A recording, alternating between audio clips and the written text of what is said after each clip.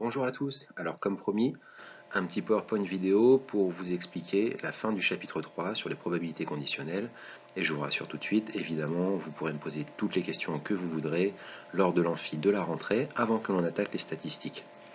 Allez, bon courage à tous, on se retrouvera ensuite pour le chapitre 4, variables aléatoires, et pour le chapitre 5, loi de probabilité discrète. Bon courage!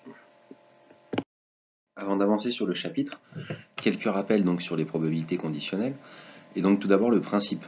Une probabilité conditionnelle, nous avons vu que c'était une probabilité simple qui avait été affinée par l'ajout d'informations, c'est-à-dire de conditions, d'où le mot conditionnel, de conditions supplémentaires.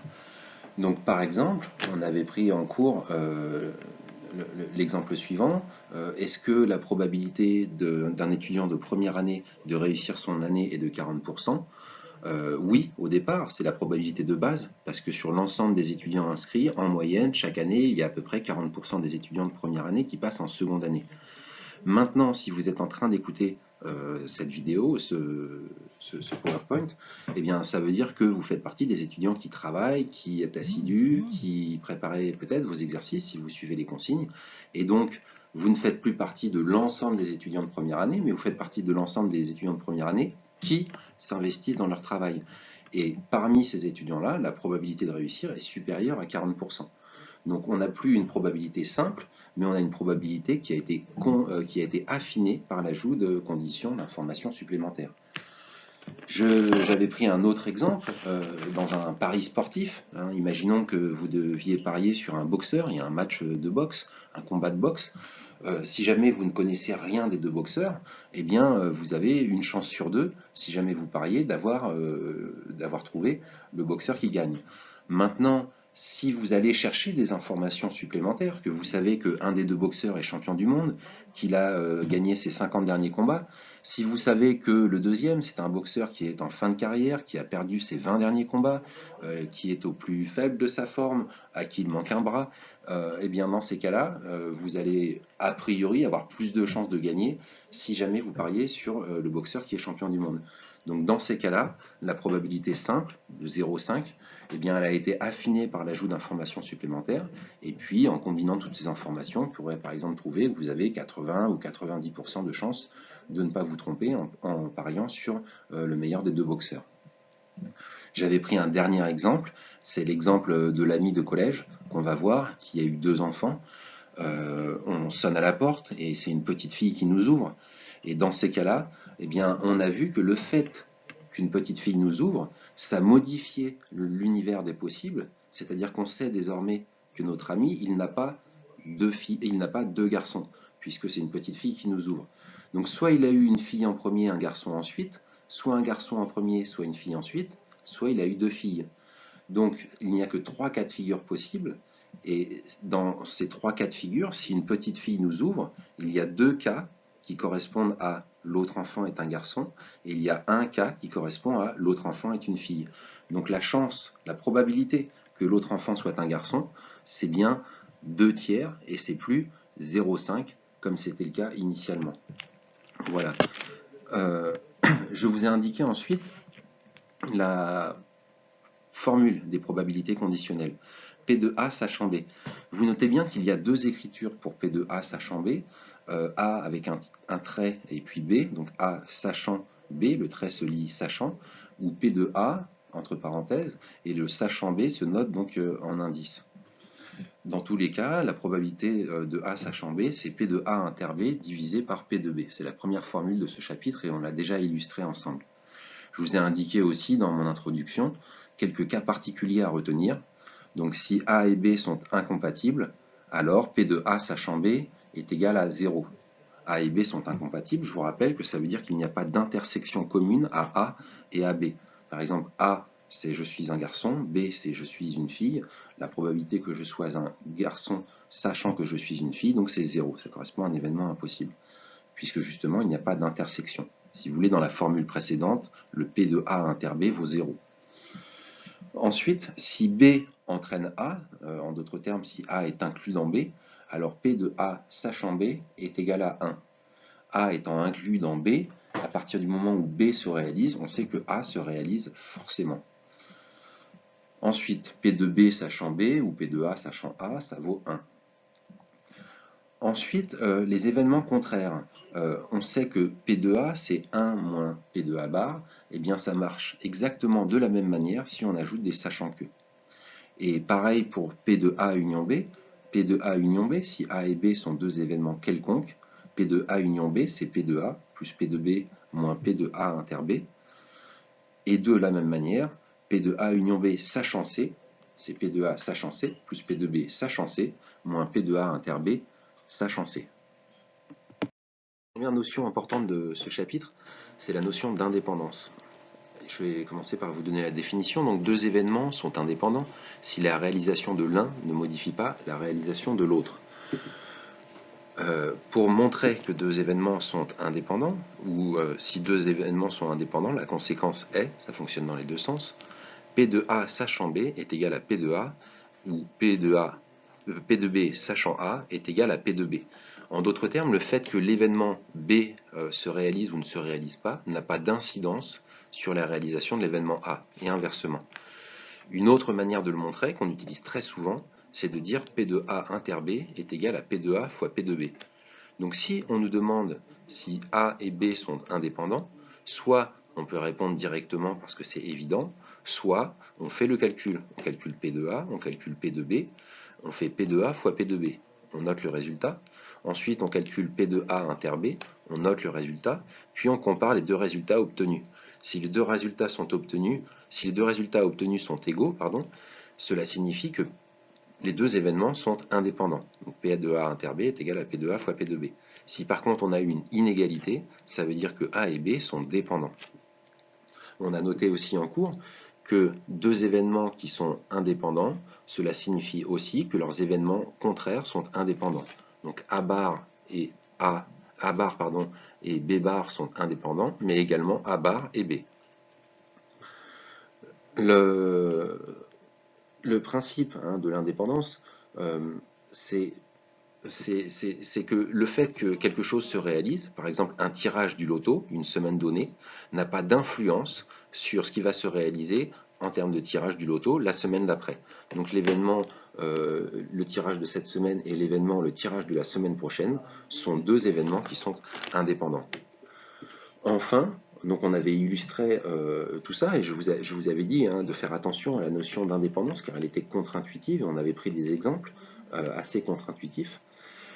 Je vous avais dit également de ne pas confondre l'indépendance des événements, c'est-à-dire que un événement a une incidence ou non sur la réalisation de l'autre, et leur incompatibilité. Deux événements qui sont incompatibles, c'est très différent, ça veut dire tout simplement, si A et B sont incompatibles, qu'il n'y a pas d'intersection commune à A et à B. Enfin, le dernier point, c'est la notion d'indépendance mutuelle. Et je vous avais dit que des événements sont mutuellement indépendants si la réalisation d'une partie de ces événements, quel qu'il soit, ne modifie pas la réalisation des autres. Pour montrer qu'il y a indépendance mutuelle, et on procède exactement de la même manière que précédemment. On calcule P de A1, inter A2, inter A3, etc. jusqu'à AN. Et ensuite, on vérifie que si l'on fait le produit de P de A1 fois P de A2 fois tous les P de AN, eh bien, on obtient le même résultat. Si on a une égalité, ça veut dire que tous ces événements sont mutuellement indépendants. Si jamais on a une inégalité, ça veut dire que tous ces événements sont mutuellement dépendants. On a remarqué aussi que les événements peuvent être indépendants 2 à 2. Par exemple, A1 et A2 sont indépendants, A2 et A3 sont indépendants, et pourtant, lorsqu'on les réunit, A1, A2 et A3 peuvent être mutuellement dépendants. Nous avons vu ensuite la formule des probabilités composées. Le principe de cette formule, c'est de décomposer l'arbre des probabilités, c'est-à-dire de remonter en quelque sorte les branches qui sont au bout de l'arbre. On voit une illustration avec P de A inter B. On voit que P de A inter B, c'est la probabilité de A, que A se réalise, et la probabilité ensuite que B se réalise, sachant que A s'est réalisé. Et donc on peut décomposer ainsi, de toutes les manières possibles, la réalisation des événements A et B. On pourrait prendre A avoir un garçon, B avoir une fille, on pourrait prendre A réussir le premier examen, B réussir le second examen, pour reprendre un petit peu l'exercice que je vous avais donné pour illustrer cette probabilité, cette formule. Alors, la formule, donc, soit A1, A2, 3 petits points, AN, N événements non nuls. Parce que si l'un des événements a une probabilité de 0, forcément, donc, la probabilité de l'ensemble des intersections, ça va donner 0. P de A1, inter A2, inter 3 petits points AN, c'est P de A1 fois P de A2 sachant A1, fois P de A3 sachant A1 inter A2, fois 3 petits points P de AN sachant A1 inter A2 inter 3 petits points AN.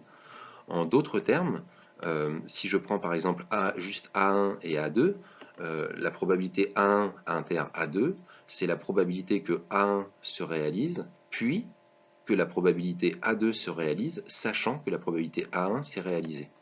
On va se servir de ça, par exemple, si on prend A, donc réussir mon premier examen, B, réussir mon second examen, et on va dire que si on estime qu'on a une probabilité de réussir le premier examen, la probabilité de A, par exemple, de 60%, et on va dire que notre probabilité de réussir le second examen dépend de ce qui s'est passé pendant le premier examen. C'est-à-dire que si on a eu l'impression d'avoir réussi notre premier examen, on va ressortir en confiance et donc notre probabilité de réussir le second examen, la probabilité de B, sera plus élevée que si jamais on a raté le premier examen. Donc P de A bar, c'est la probabilité de rater mon premier examen. Si A bar se réalise, alors ça joue sur mon moral, sur ma motivation, et du coup je vais avoir plus de chances de rater mon deuxième examen. Donc la probabilité B, elle est influencée par ce qui s'est passé en A, donc on peut dire que ces deux événements sont dépendants, et on réalise donc un arbre avec toutes les possibilités qui vont donc représenter à elles toutes une somme de 1. Nous avons vu ensuite la formule des probabilités totales. Elle est donnée de la manière suivante, soit A1, A2, 3 petits points AN, un système complet d'événements avec N supérieur à 1. Donc, il y a plus d'un événement. On a P de B est égal à sigma de I égale 1 à N de P de AI fois P de B sachant AI. Je vous rappelle qu'un système complet d'événements, on dit qu'un système d'événements A1, A2, 3 petits points AN est complet si tous ces événements sont incompatibles 2 à 2 et que leur union recouvre toutes les issues possibles de l'expérience. L'idée, c'est que la probabilité d'un événement se décompose en suivant un système exhaustif d'événements qui vont représenter tous les cas possibles. Imaginons par exemple que l'on cherche la probabilité P de B de réussir un examen, de valider un examen. On va imaginer par exemple que c'est un examen, vous passez un examen, un oral en français, comme vous avez passé le bac de français. Vous avez préparé 10 textes avec la classe. Et à l'oral, vous allez passer sur un de ces 10 textes. D'accord ? Donc chaque texte, a priori, vous avez une chance sur 10 de tomber dessus. Mais ensuite, vous estimez que votre probabilité de succès va être différente selon le texte. Parce qu'il y a des textes que vous connaissez mieux que d'autres, parce qu'il y en a qui vous intéressent plus que d'autres, sur lesquels il y a plus de choses à dire. Donc il y a un texte que vous aimez beaucoup, vous estimez que si vous tombez dessus, vous avez 90% de chances de valider. Si par contre vous tombez sur un des textes les plus difficiles, là vous estimez que vous avez une chance sur 2 seulement de valider.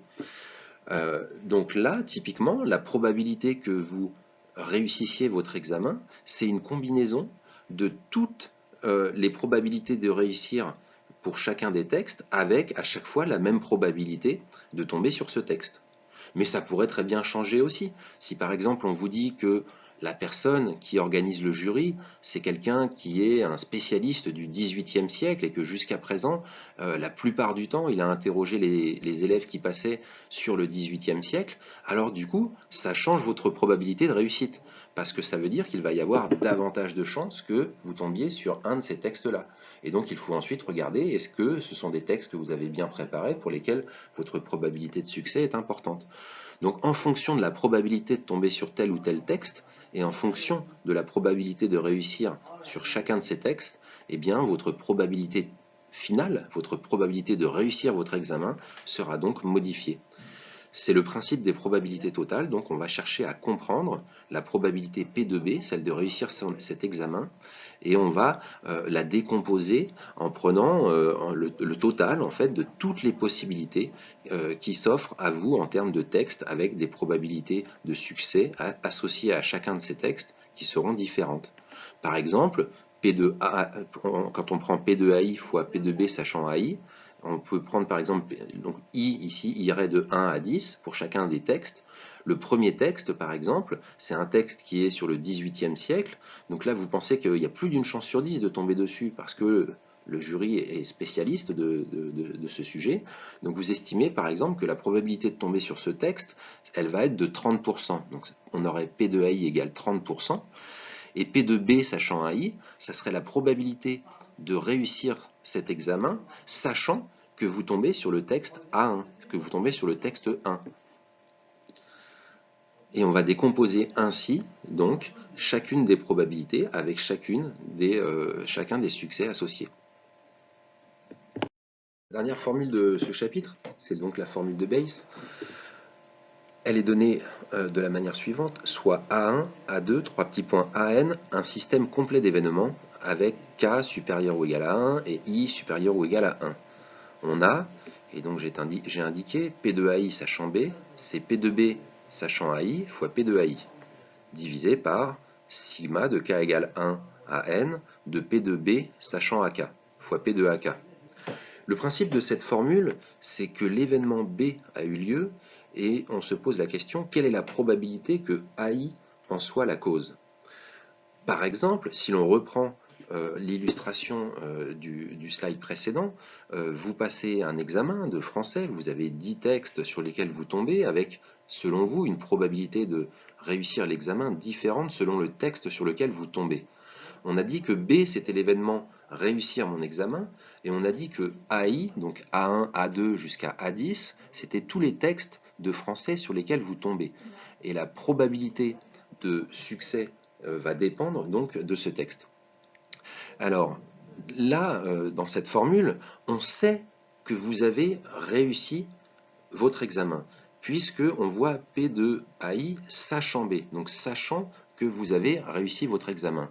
C'est la formule de Bayes, c'est la formule qu'on appelle à remonter le temps. On appelle la formule à remonter le temps, puisque on sait que l'événement a eu lieu, on sait que vous avez réussi l'examen, et on cherche quelle est la probabilité que vous soyez tombé sur ce texte-là ou ce texte-là. Donc la probabilité que vous ayez réussi, la probabilité que vous soyez tombé sur tel ou tel texte, sachant que vous avez donc réussi votre examen.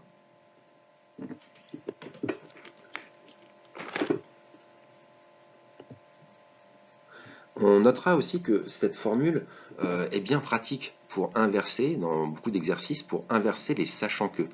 Si vous avez dans votre exercice les différents P de B sachant AI, et que vous cherchez à calculer P de AI sachant B, eh bien vous serez souvent amené à utiliser la formule de Bayes. Pour illustrer la formule de Bayes, nous avons vu un premier exercice en amphi qui portait sur une banque d'affaires et la défaillance éventuelle de ces entreprises clientes. On va illustrer par un deuxième exercice d'actualité, un exercice donc sur une épidémie. Alors je tiens à préciser que ça n'a rien à voir avec le Covid, que les chiffres sont totalement inventés, mais néanmoins on retrouve des similarités dans le fonctionnement. Je vous explique ça tout de suite. Une épidémie touche 4% des étudiants de votre amphi. Un test de dépistage existe, mais n'est pas complètement fiable. Ce test vous déclare malade dans 98% des cas si vous êtes effectivement malade et vous déclare non malade dans 85% des cas si vous n'êtes pas malade. C'est la plupart du temps le cas. Donc dans des tests, il y a deux possibilités d'erreur. C'est de laisser passer quelqu'un qui est malade et donc on le déclare non malade alors qu'il est malade, ce qui est grave en soi. On pense notamment à des maladies qui sont facilement transmissibles et dans ces cas-là, la personne pense ne pas être infectée alors qu'elle l'est. Donc il faut absolument que cette erreur soit la plus faible possible. Mais ça peut impliquer aussi, d'un autre côté, un autre type d'erreur, c'est-à-dire que vous n'êtes pas malade et le test n'est pas complètement fiable, il vous déclare malade quand même. Alors c'est sûr, ça fait jamais plaisir, mais c'est moins grave comme type d'erreur. Et c'est pour ça que quand on établit un vaccin, on va avoir tendance à privilégier un type d'erreur par rapport à l'autre. Donc voilà pour les données de l'exercice. Vous passez le test et le test vous déclare malade. Quelle est la probabilité pour que vous le soyez vraiment? La première étape, quand on doit réaliser un exercice de probabilité, c'est de bien poser les événements.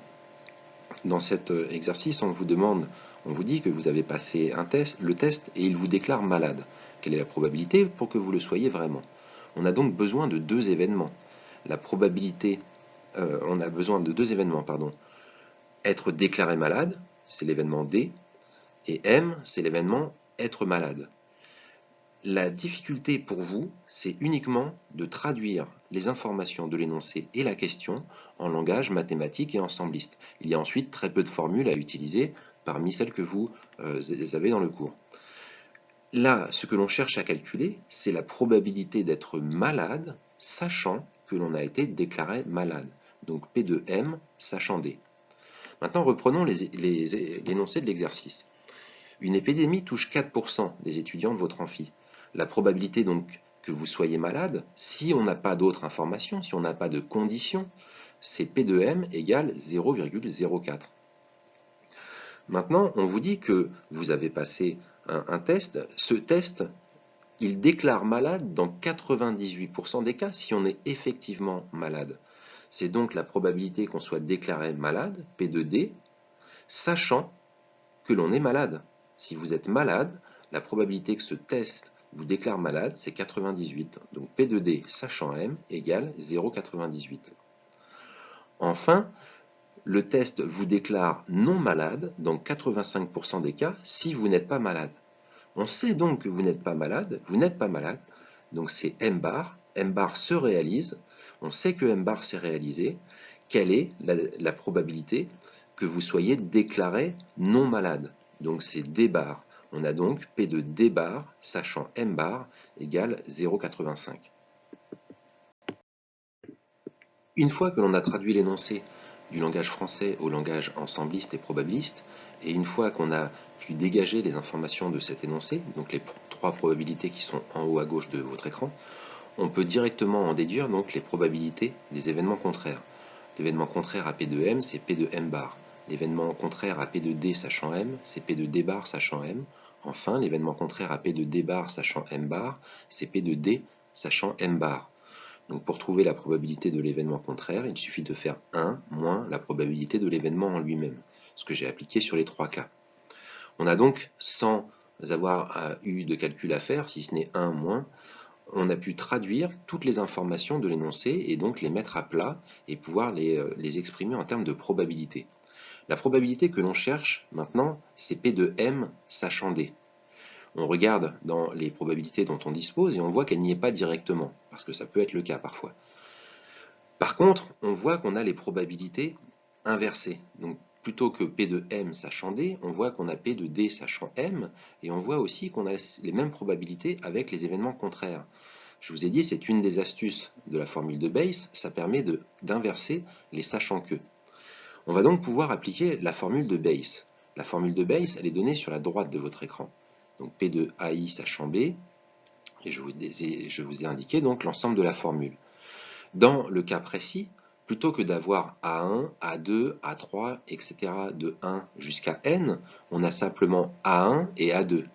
Et en l'occurrence, plutôt que de les nommer A1 et A2, on a nommé ça M et M bar.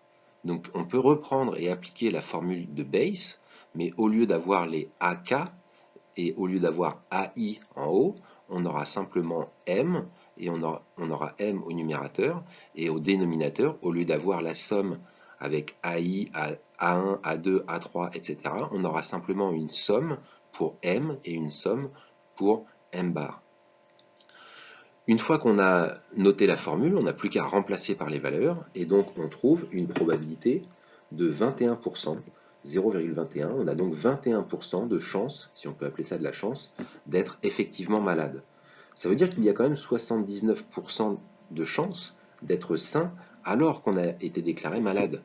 Ce qui prouve en fait que les chiffres de fiabilité de ce test, notamment le 0,85 qu'on voit en haut à gauche, sont très mauvais. Donc ce test est mauvais et la probabilité qu'on soit malade est faible, d'où le fait qu'on ait comme ça 79% de chances d'être sain alors qu'on a été déclaré malade.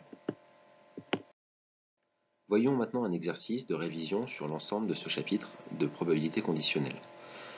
Voici l'énoncé. Les contrôles de qualité d'une chaîne de production sont effectués par deux personnes indépendantes. Chacune de ces deux personnes repère 85% des produits défectueux et note leur référence. On sait par ailleurs que 4% des produits sont défectueux. Calculez les probabilités suivantes. Une petite information donc, le mot indépendante est important dans cet énoncé. Les deux personnes travaillent de manière indépendante. Elles se contentent de relever le numéro de série du produit pour l'envoyer ensuite au service qualité, par exemple. Et donc, le relevé de ces deux personnes sont indépendants. Le fait que l'un des deux ait relevé le fait qu'un produit soit défectueux n'a pas d'incidence sur le fait que l'autre va le noter ou non. Les deux personnes ne se concertent pas, en d'autres termes. Les différentes probabilités qui sont à calculer sont les suivantes. A. Un produit est défectueux et n'est pas repéré. B. Un produit est défectueux et est repéré. C. Sur 100 produits qui défilent, aucun n'est défectueux. Sur 100 produits, aucun n'est déclaré défectueux. E. Sur 100 produits, le service qualité fait un sans faute, c'est-à-dire que soit le produit est conforme, soit il est défectueux, mais dans ces cas-là, il est repéré. Enfin, F. Sur 100 produits, au moins un produit défectueux échappe au contrôle de qualité. Première étape, pour résoudre cet exercice, bien poser les événements, c'est toujours la même chose. On posera D, le produit est défectueux, et RI, le contrôleur numéro I, a repéré le produit défectueux. On aura donc le R1, le contrôleur numéro 1, a repéré le produit défectueux, et R2, le contrôleur numéro 2, a repéré le produit défectueux. Une fois qu'on a posé ces événements, on n'a plus qu'à traduire, en langage ensembliste et probabiliste, les données de cet énoncé. Comme précédemment, on va prendre les informations de l'énoncé et les mettre à plat. Je vous propose cette fois de le faire sous la forme d'un arbre. Un produit, avant d'être contrôlé ou non, possède la qualité d'être défectueux ou non défectueux. Donc la première probabilité, la première branche de cet arbre, c'est le fait que le produit soit défectueux ou non. On voit que seuls 4% des produits sont défectueux. Ensuite, le produit va être contrôlé par le premier contrôleur. Il a 85% d'être détecté si jamais il est défectueux, donc on voit le 0,85. Et ensuite, il y a l'intervention du deuxième contrôleur. Le fait que le premier contrôleur ait détecté ou pas le fait que le produit soit défectueux n'a pas d'incidence sur le deuxième contrôleur. C'est pour ça qu'on retrouve à chaque fois les probabilités de 0,85 et de 0,15. Si on fait les produits des différentes branches, on retrouve les intersections. Donc la probabilité, par exemple, 0,0289, c'est la probabilité de l'événement D inter C1 inter C2. Et donc j'ai simplement à multiplier les différentes branches de l'arbre. J'ai noté les différents événements sur la droite. Ça va nous aider à traiter les questions suivantes. Il suffira simplement pour chacune des questions de traduire la question en langage probabiliste et ensembliste et à pouvoir lire sur ce tableau récapitulatif quelle est la valeur qui correspond. Question A. Quelle est la probabilité qu'un produit soit défectueux et ne soit pas repéré? Donc on sait que le produit est défectueux, on va partir, si on part de la gauche de l'arbre, on va donc prendre la branche du haut, on sait que le produit est défectueux. Ensuite, on cherche la probabilité qu'il ne soit repéré ni par le premier ni par le second contrôleur. Donc on va ensuite descendre en C1 bar avec une probabilité de 0,15, puis en C2 bar. La probabilité qui correspond est de 0,0009. Ça correspond à la probabilité de réalisation de l'événement P de D inter C1 bar inter C2 bar, c'est-à-dire le produit est défectueux et il n'est pas repéré par le premier contrôleur et il n'est pas repéré par le second contrôleur.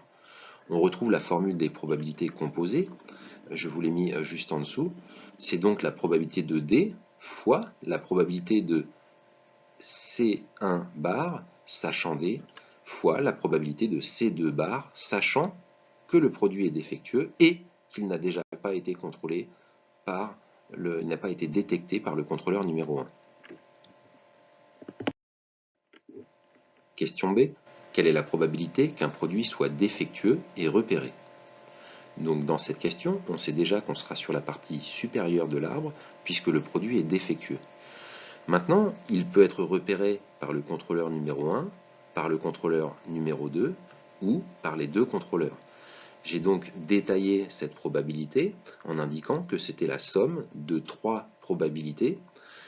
Les différents événements sont indépendants, il n'y a qu'une seule possibilité, le contrôleur détecte ou ne détecte pas, et donc je vous ai mis le détail en dessous, donc c'est P de D inter C1 inter C2, c'est-à-dire le produit est défectueux et il est détecté par les deux contrôleurs, plus P de D inter C1 inter C2 bar, c'est-à-dire qu'il est défectueux et il est repéré par le contrôleur numéro 1, mais pas le contrôleur numéro 2. Enfin, P de D, j'ai oublié le P, P de D inter C1 bar inter C2, c'est-à-dire le produit est défectueux, il n'a pas été il n'a pas été détecté par le contrôleur numéro 1, mais il a été contrôlé par le contrôleur numéro 2. Donc dans tous les cas, le produit défectueux est repéré. On a donc une probabilité de 0,0391. Question C. Quelle est la probabilité que sur 100 produits qui défilent, aucun ne soit défectueux? Donc là, il n'est pas question de contrôle, mais simplement pour le produit d'être défectueux ou non défectueux. Le premier produit qui défile a 96% de chance d'être défectueux. Le deuxième produit, 96% de chance d'être défectueux. Dans cette question, il faudrait quand même que l'on nous précise, pour être tout à fait rigoureux, que le fait qu'un produit soit défectueux ou non est indépendant du fait que le produit suivant soit défectueux ou non, ce qui dans la vraie vie n'est probablement pas le cas.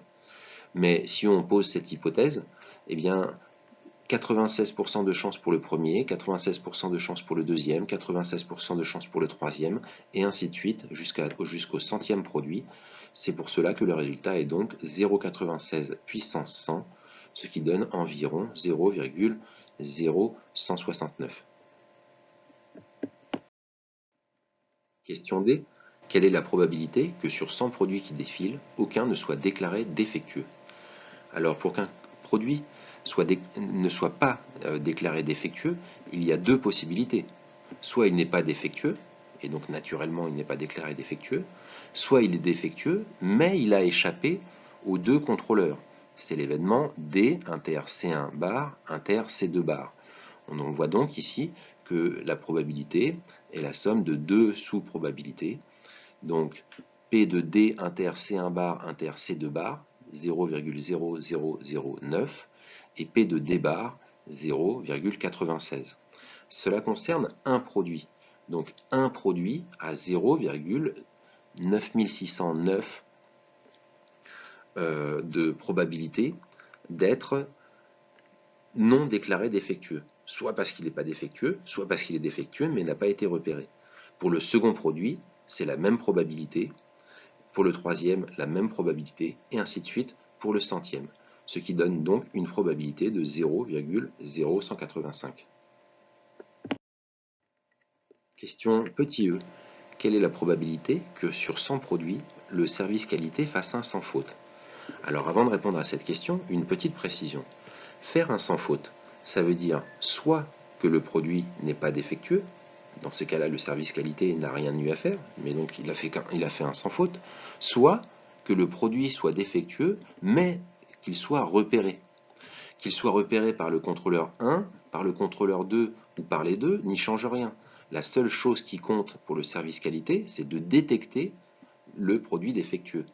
Donc finalement, ce que je vous ai encadré là en rouge, c'est la probabilité de l'événement contraire, c'est-à-dire la probabilité que le produit soit défectueux et qu'il échappe à tout contrôle, c'est-à-dire à la fois au contrôleur numéro 1 et au contrôleur numéro 2, donc D inter C1 bar inter C2 bar. Finalement, la probabilité que l'on cherche pour un produit, c'est 1 moins 0,0009. On aurait très bien pu faire sinon la somme de toutes les autres probabilités, on aurait obtenu le même résultat, 0,9991. comme cela concerne 100 produits, pour chaque produit, on a la même probabilité. Ces probabilités vont se multiplier une à une, exactement comme dans les deux questions précédentes. Et donc, on obtient une probabilité que sur 100 produits, le service qualité fasse un sans faute de 0,914. Question F. Quelle est la probabilité que sur 100 produits, au moins un produit défectueux échappe au contrôle qualité? Eh bien, il s'agit tout simplement de l'événement contraire de la question précédente, puisque dans la question précédente, on nous demandait quelle est la probabilité pour que sur 100 produits, le contrôle de qualité fasse un sans faute. Le contraire de faire un sans faute, c'est laisser échapper au moins un produit défectueux. Nous avions trouvé que la probabilité de la question précédente était 0,9991 à la puissance 100. La probabilité que l'on cherche maintenant est donc 1 moins cette probabilité, ce qui donne 0,086, donc 8,6% de chance que sur 100 produits, au moins un produit défectueux échappe au contrôle qualité. Félicitations, vous êtes arrivé au bout du chapitre 3. On se retrouve pour le chapitre 4 et le chapitre 5.